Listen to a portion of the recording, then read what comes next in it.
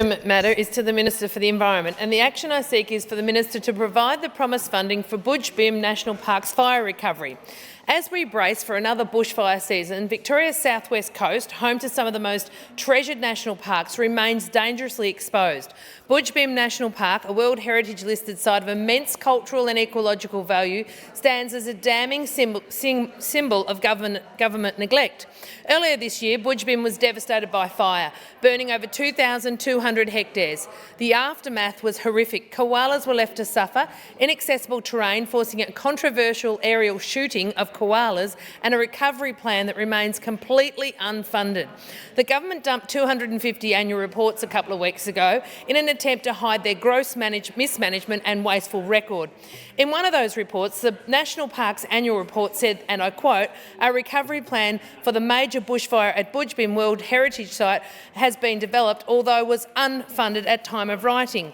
This inaction sends a terrible message to our communities, our conservationists, our wildlife rescuers and the international visitors who travel to experience this unique landscape. Victoria has just endured its driest season in decades. The bush is a tinderbox. Farmers, park managers and locals are sounding the alarm. The fuel load is immense and the Allan Labor government's inaction is not just negligent, it's dangerous. Despite boasting of multi-million-dollar investments, the government has not allocated a single dollar to Budgebim's recovery.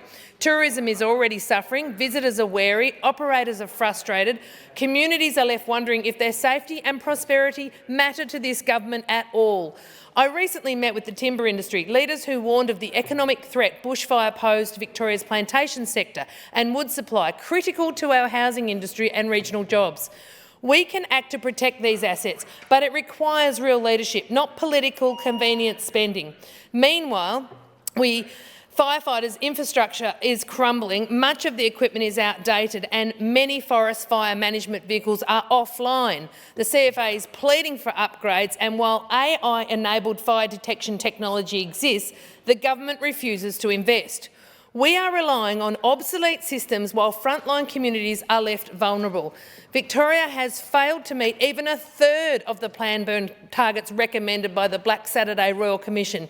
The Allan Labor government has obviously not learned from Black Saturday when 173 lives and over 1 million animals were lost. Fire mitigation and prevention is vital.